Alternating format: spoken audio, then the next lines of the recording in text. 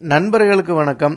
தமிழ்நாட்டில் ஒரு சில லெஜெண்டரி ட்ரெயின்களை சதர்ன் ரயில்வே ரன் பண்ணிக்கிட்டு இருக்கு. அதில் 2 ட்ரெயின் ராமநாதபுரம் மாவட்டத்துக்கு மட்டும் ரன் ஆகுது.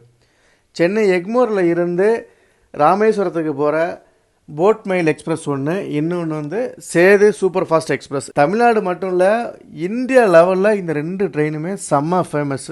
ஏன்னா இந்தியா முழுக்க இருந்து வர்ற பக்தர்கள் ராமேஸ்வரத்துக்கு சென்னை வந்து இந்த ட்ரெயினை தான் பயன்படுத்திக்கிட்டு இருக்காங்க. அந்த ட்ரெயினில் தான் நான் இன்றைக்கி ராமநாதபுரம் டு சென்னை எக்மோர் வரைக்கும் ட்ராவல் பண்ணேன். இந்த சேது சூப்பர் ஃபாஸ்ட் எக்ஸ்பிரஸில் நான் ட்ராவல் பண்ணுறதுக்கு ப்ரீமியம் தக்கில் தான் டிக்கெட் புக் பண்ணியிருந்தேன். தை அமாவாசை முடிஞ்ச அடுத்த நாள் தான் நான் வந்து ராமநாதபுரத்தில் இருந்து சென்னை எக்மோர் வரைக்கும் என்னோட ட்ராவலை பிளான் பண்ணியிருந்தேன்.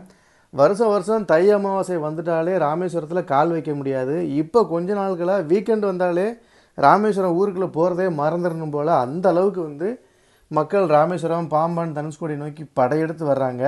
அதுலேயுமே இந்த தை அமாவாசை இந்த மாதிரியான நல்ல நாள்கள் வந்துச்சுன்னு வச்சுக்கோங்களேன், ராமேஸ்வரம் சிட்டியை விட மோசமான டிராஃபிக்கில் சிக்கி தவிக்கும்.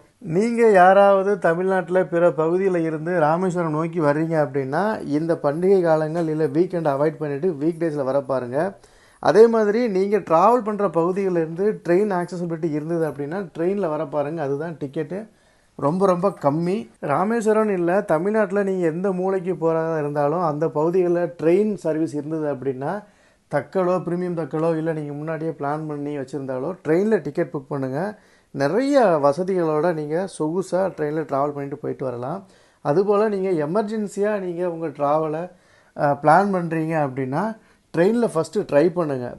அட்லீஸ்ட் ப்ரீமியம் தக்கலையாவது உங்களுக்கு டிக்கெட் கிடச்சிடும். கொஞ்சம் அதிகமாக இருந்தாலுமே ப்ரைவேட் பஸ்ஸுகளை கம்பேர் பண்ணும்போது டிக்கெட்டுகள் கம்மியாக தான் இருக்கும். ஏன்னா எஸ்சிடிசி, டிஎன்எஸ்சிசி சைடு நிறையா பஸ்ஸுகள் இல்லை, ரூட்டெல்லாம் ஸ்டாப் பண்ணுறாங்கன்ற நிறைய ப்ராப்ளம்ஸ் போய்கிட்டு இருக்கு. அதனால் நம்மளுக்கு இருக்கிற ஒரே ஒரு சோர்ஸ் வந்து train tatkal ticket or premium premium tatkal ticket இல்லை அப்படின்னா பஸ்ஸில் ப்ரைவேட் பஸ்ஸுகள் தான். ஸோ என்னை பொறுத்த வரைக்குமே நான் எப்போதுமே ட்ரெயினில் ப்ரீமியம் தக்கல் டிக்கெட் தான் ப்ரிஃபர் பண்ணுவேன். எப்போவுமே பஸ்ஸு டிக்கெட்டை விட கம்மியாக இருக்கிற மாதிரி இப்போ ப்ரீமியம் தக்கலில் டிக்கெட் கிடச்சா மட்டும்தான் புக் பண்ணுவேன். ஸோ 9:20க்கு வர வேண்டிய இந்த சேது சூப்பர் ஃபாஸ்ட் எக்ஸ்பிரஸ் ராமநாதபுரத்துக்கு 9:45க்கு தாங்க வந்தது. இப்போ வண்டி இப்போ எங்களை கிராஸ் பண்ணி போய்கிட்டு இருக்கு. எங்களோட கோச் வந்து S5. இந்த ராமநாதபுரம் ஸ்டேஷனில் மற்ற ஸ்டேஷனில் இருக்கிற மாதிரி கோச் எங்கே நிற்கும் அப்படின்ற போர்டு இங்கே இருக்காது. நம்ம தான் பார்த்து தெரிஞ்சுக்கிறணும். அதையுமே அதை பற்றின ஒரு வீடியோ கிளிப்புமே இந்த வீடியோவில் நான் அட்டாச் பண்ணியிருப்பேன். யாராவது ராமநாதபுரம் ரயில்வே ஸ்டேஷன் போகிறீங்க அப்படின்னா நீங்கள் உள்ளே என்ட்ராகும்போது ஸ்டேஷன் மாஸ்டர் ரூம் பக்கத்துலேயே இந்த சார்ட்டை ஒட்டி வச்சுருப்பாங்க. எந்த கோச் எந்த இடத்துல நிற்கும் அப்படின்றத உங்களால் ஐடென்டிஃபை பண்ண முடிஞ்சது அப்படின்னா நீங்கள் அதை ஐடென்டிஃபை பண்ணிவிட்டு நீங்கள் உங்களோட கோச் எந்த இடத்துல வந்து நிற்குமோ அதில் வந்து போய் நின்று நீங்கள் ஏறிக்கலாங்க. இந்த சேது சூப்பர் ஃபாஸ்ட் எக்ஸ்பிரஸில் இருக்கிற ஒரு கூடுதல் சிறப்பே என்ன அப்படின்னா, பாம்பனில் இருந்து திருச்சி வரைக்குமே டீசல் இன்ஜின் தான் வண்டியை புல் பண்ணிக்கிட்டு போகும். திருச்சிக்கு அப்புறம் வந்து உங்களுக்கு எலக்ட்ரிக் அந்த லோகோ இது ஆட் பண்ணுவாங்க. பட் எவ்வளோ தான் லேட்டாக வந்தாலும் சரி, கரெக்டாக அந்த 7:05 டு 7:10 எக்மோர் ஸ்டேஷனாக ரீச் ஆகிடும். அந்த அளவுக்கு டைமிங்கை கரெக்டாக மெயின்டைன் பண்ணி இந்த வண்டியை கொண்டு போய்கிட்டே இருப்பாங்க. அதுதான் இந்த சேது சூப்பர் ஃபாஸ்ட் எக்ஸ்பிரஸில் இருக்கிற ஒரு சிறப்பான ஒரு விஷயம். பல வருஷமாக நான் இந்த ட்ரெயினில் ட்ராவல் பண்ணியிருக்கேன். டைமிங் அப்படின்றது கரெக்டாக இருக்கும். எக்ஸப்ட் இந்த மழை காலம், ஏதாவது தண்டர்ஸ்டோம் இந்த மாதிரி ஏதாவது சொல்லியிருந்தாங்க, பனி ஏதாவது சொல்லியிருக்காங்க அப்படின்னா மட்டும்தான் கொஞ்சம் டிலே ஆகும். மற்ற டைமுகளில் கரெக்டாக இருக்குங்க. சில டைமில் என்ன ஆகும் அப்படின்னா, புதுக்கோட்டை கிராசிங்கில் எக்மோரில் இருந்து வர்ற Sethu super fast express cross ஆகிறதுக்காக இந்த வண்டியை புதுக்கோட்டை ஸ்டேஷனில் போட்டு விட்ருவாங்க, ஹோல்டரில் போட்டுருவாங்க. ஸோ அங்கே ஒரு 20 நிமிஷம் டிலே ஆகும். அப்படி டிலே ஆயிடுச்சு அப்படின்னா இந்த ட்ரெயின் திருச்சி போகிறதுக்கு கொஞ்சம் டிலே ஆகும். அங்கே போய்ட்டு அவங்க இன்ஜின் மாத்திரம் கொஞ்சம் டிலே ஆகும். பட் ஆனால் புதுக்கோட்டை டு திருச்சி இந்த டிஸ்டன்ஸுக்குள்ளேயே அவங்க விட்ட டைம் டிலேவை கரெக்டாக பிடிச்சிருவாங்க. அதை இன்ன வரைக்குமே மெயின்டைன் பண்ணிக்கிட்டு இருக்காங்க. ஸோ வண்டி வந்து நின்ன உடனே நாங்கள் எங்களோட கோச் உள்ளே ஏறிட்டோம். உள்ளே போயிட்டு எங்கள் சீட்டை பார்த்துட்டு உட்காந்தாச்சு. ட்ரெயினில் ஒரு பெரிய ப்ளஸ் பாயிண்ட் என்ன அப்படின்னா, ட்ரெயின் கம்பார்ட்மெண்ட் எவ்வளோ பெருசாக இருந்தாலும் இவ்வளோ ஜனங்கள் ஏறினாலுமே எவ்வளோ சவுண்டு போட்டாலும் நம்ம தூங்கிட்டோம் அப்படின்னா நம்மளுக்கு அந்த டிஸ்டர்பன்ஸ் தெரியவே தெரியாதுங்க. அதுவும் அப்பர் பர்த்தாக இருந்ததுன்னு வச்சுக்கோங்களேன், சொல்லவே தேவையில்லை. எந்த தொல்லையுமே இல்லாமல் நம்ம பாட்டுக்கு ஜாலியாக தூங்கிட்டு வரலாம். நம்ம கொஞ்சம் இன்னும் கொஞ்சம் சொகுசாக போனோம் அப்படின்னா first AC, second AC, third AC இந்த மாதிரி போய்கிடலாம். ட்ரெயினோட பெரிய மெயின் அட்வான்டேஜ் அப்படின்னா ட்ரெயினில் அந்த ரெஸ்ட் ரூம் ஒன்று நம்ம சொல்லலாம்.